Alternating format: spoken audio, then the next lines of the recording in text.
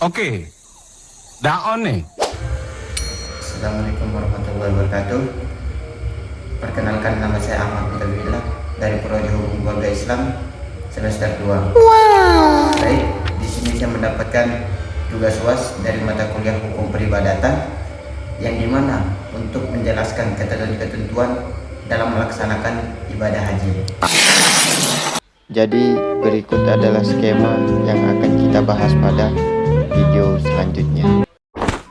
Jadi berikut adalah penampakan orang sedang melaksanakan ibadah haji, yang mana haji yaitu ibadah kepada Allah dengan mengunjungi Ka'bah dan tempat-tempat tertentu untuk melaksanakan manasik pada waktu tertentu. Artinya yaitu haji bukan sekadar perjalanan, tapi ibadah yang terikat aturan, waktu, dan niat. Dan adapun syarat wajib haji yaitu ada 7 perkara. Yang pertama yaitu Islam, yang kedua balik, yang ketiga berakal, yang keempat merdeka, yang kelima yaitu memiliki bekal dan kendaraan, yang keenam aman dalam perjalanan, yang ketujuh mampu untuk bepergian secara fisik maupun finansial. Setelah kita mengetahui syarat wajib haji, maka kita harus mengetahui syarat sehaji, yang mana syarat sehaji yaitu ada 3. Yang pertama Islam, maka tidak sah haji untuk orang yang non muslim. Yang kedua mumayyiz, sudah dapat membedakan baik dan buruk, maka anak yang belum mumayyiz tidak sah untuk umroh dan haji. Yang ketiga yaitu pelaksananya pada waktu dan tempat yang telah ditentukan. Langsung saja kita masuk ke pembahasan selanjutnya, yaitu yang mana mengenai rukun-rukun haji. Yang mana rukun-rukun haji ada 5. Yang pertama ihram, yang kedua wukuf di padang Arafah, yang ketiga tawaf, yang keempat sa'i, yang terakhir tahallul. Yang dimana rukun haji yang pertama yaitu ihram. Ihram adalah berniat untuk haji. Ihram dilakukan pada tempat dan waktu tertentu yang disebutkan dengan mikot. Saat mikot, muslim mulai berniat untuk melakukan ibadah haji serta menggunakan pakaian ihram. Saat itu juga larangan-larangan haji mulai berlaku. Yang kedua yaitu wukuf di padang Arafah. Wukuf dilakukan di Bukit Arafah waktu terentang mulai zuhur tanggal 9 Zulhijjah hingga subuh tanggal 10 Zulhijjah. Yang ketiga yaitu tawaf. Setelah wukuf di Arafah, jamaah haji melaksanakan tawaf atau mengelilingi Ka'bah di Masjidil Haram sebanyak 7 kali putaran. Putaran tawaf dimulai dari tempat yang sejajar dengan Hajar Aswad dan posisi Ka'bah berada di sisi kiri badan jemaah. Yang keempat yaitu sa'i. Sa'i yakni berjalan kaki bolak-balik dari Bukit Sofa ke Bukit Marwah sebanyak 7 kali perjalanan. Dan adapun yang terakhir yaitu tahallul. Tahallul adalah mencukur rambut kepala setelah rangkaian ibadah haji selesai. Tahallul dapat dilakukan sekurang-kurangnya setelah tanggal 10 Zulhijjah. Jadi menurut ulama Syafi'iyah, jumlah minimal rambut yang dipotong ketika tahallul adalah 3 helai rambut kepala, baik bagi laki-laki maupun perempuan. Jika kurang dari 3 helai rambut, maka hukumnya tidak sah. Setelah kita mengetahui rukun-rukun haji, maka kita juga harus tahu wajib-wajib haji. Jadi, wajib haji menurut Syekh Said Ba'sin menyebutkan 6 wajib haji sebagai berikut. Yang pertama yaitu mabit di Muzdalifah. Mabit berarti bermalam setelah wukuf di Arafah pada 9 Zulhijjah. Jamaah haji bergerak menuju Muzdalifah dan bermalam di sana pada malam 10 Zulhijjah. Wajib haji yang kedua yaitu lempar jumrah Aqabah 7 kali. Dilaksanakan pada 10 Zulhijjah di Jamarat, tepatnya pada jumrah terbesar, jumrah Aqabah. Dan yang ketiga yaitu lempar 3 jumrah di hari tasyrik, yaitu pada tanggal 11, 12, dan 13 Zulhijjah. Dilakukan di Mina pada hari-hari tasyrik. 3 jumrah tersebut yaitu yang pertama jumrah ula, jumrah kecil, yang kedua jumrah wusta, jumrah yang tengah-tengah, yang ketiga jumrah Aqabah yaitu jumrah yang besar. Masing-masing dilempar 7 kali setiap hari, jadi total 21 lemparan per hari. wajib haji yang keempat yaitu mabit pada malam tasyrik, yang mana bermalam di Mina pada malam 11 dan 12 Zulhijjah. Wajib haji yang selanjutnya, yang kelima, yaitu ihram dari mikot. Ihram adalah niat masuk ke dalam ibadah haji atau umroh yang dimulai dari tempat yang telah ditentukan. Beberapa tempat diantaranya yaitu Zulhulaifah untuk penduduk Madinah, Yalamlam untuk penduduk jamaah dari Yaman atau Indonesia, Qarn al-Manazil, dan yang keempat yaitu Juhfah. Dan adapun wajib haji yang terakhir yaitu tawaf wada. Tawaf wada adalah tawaf perpisahan yang dilakukan sebelum meninggalkan Mekah. Dilaksanakan di Masjidil Haram melilit Ka'bah sebanyak 7 putaran. Jadi pembahasan kita yang selanjutnya yaitu larangan-larangan saat melaksanakan ibadah haji. Jadi ada 10 perkara yang tidak boleh dilakukan oleh orang-orang yang sedang melaksanakan ibadah haji. Yang pertama yaitu mengenakan pakaian berjahit seperti gamis, jubah, dan muzah. Mengenakan pakaian yang ditenun seperti baju jerok atau pakaian yang digulung. Yang kedua yaitu menutup seluruh ataupun sebagian kepala bagi pria dan wajah bagi wanita. Yang ketiga itu menyisir rambut. Yang keempat memotong rambut, mencabut atau membakarnya. Yang dikehendaki adalah menghilangkan rambut dengan cara apapun walaupun ia dalam keadaan lupa.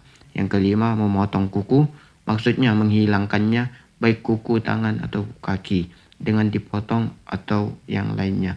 Yang keenam memakai wangi-wangian, maksudnya menggunakan wangian secara sengaja dengan sesuatu yang memang ditunjukkan untuk menghasilkan bau wangi seperti misik dan kapur barus. Dan yang ketujuh yaitu membunuh binatang buruan di darat dan halal dimakan seperti binatang liar dan burung. Yang kedelapan yaitu melakukan akad nikah, menikah sendiri atau menikahkan orang lain.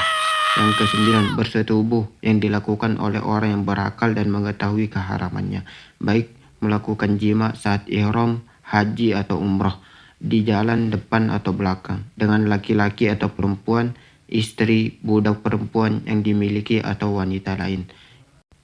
Dan adapun yang terakhir yaitu bersentuhan antara pria dan wanita dengan syahwat seperti menyentuh atau mencium dengan birahi. Setelah kita membahas pengertian syarat-syarat wajib haji, rukun haji, wajib dan larangan-larangan dalam melaksanakan ibadah haji, maka timbul beberapa permasalahan. Adapun permasalahan yang pertama yaitu mana yang lebih utama, haji berkali-kali atau membantu orang miskin.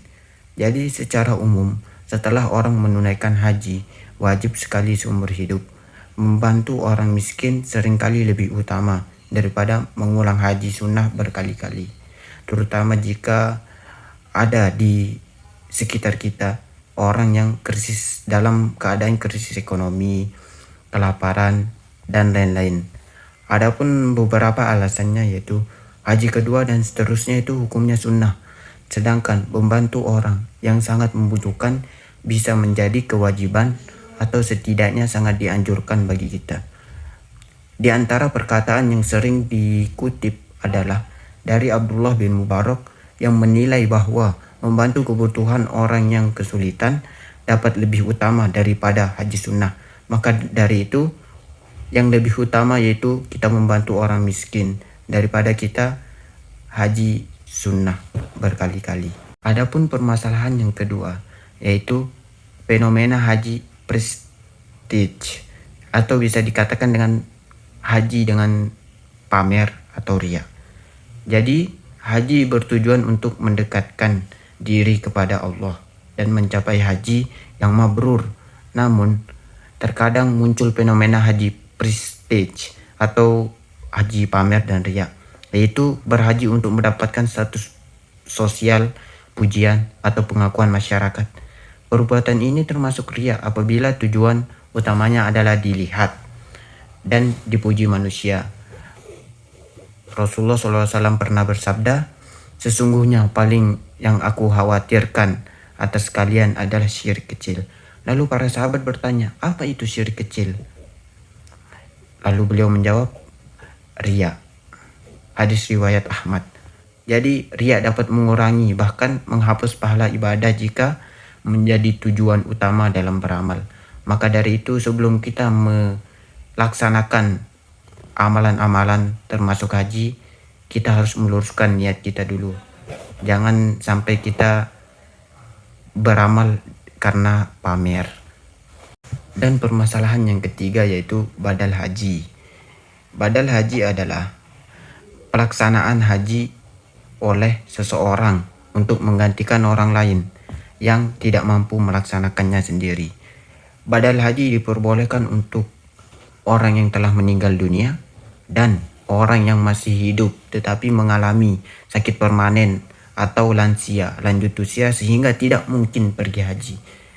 Dasarnya adalah hadis tentang seorang wanita dari kabilah Khasam yang bertanya kepada Nabi Muhammad SAW mengenai ayahnya yang sudah tua dan tidak bisa mampu berhaji.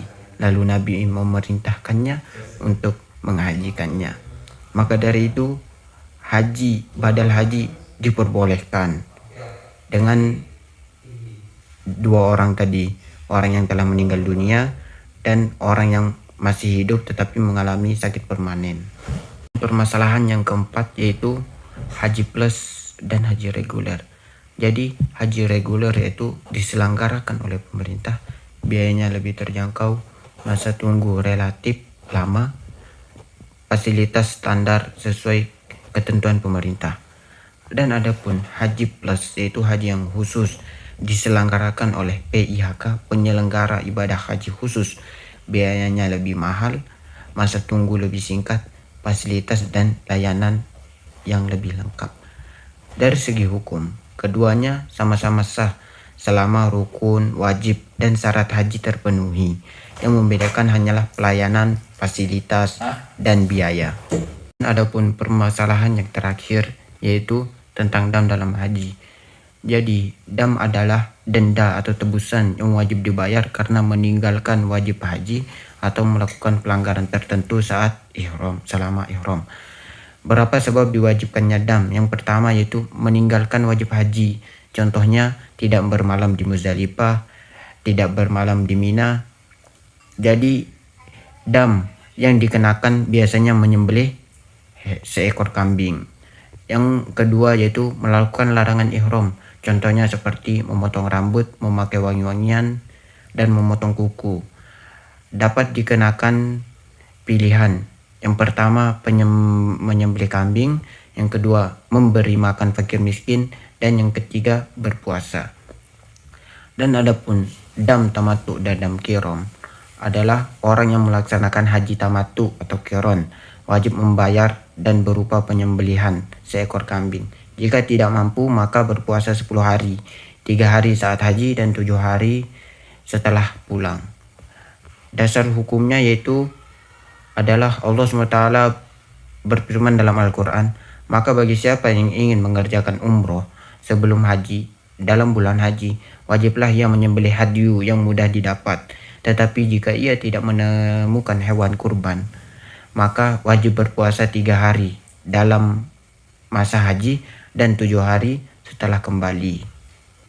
Maka kesimpulannya yaitu dam adalah tebusan yang diwajibkan karena pelanggaran tertentu atau karena memilih manasik haji tertentu seperti tamattu dan qiron.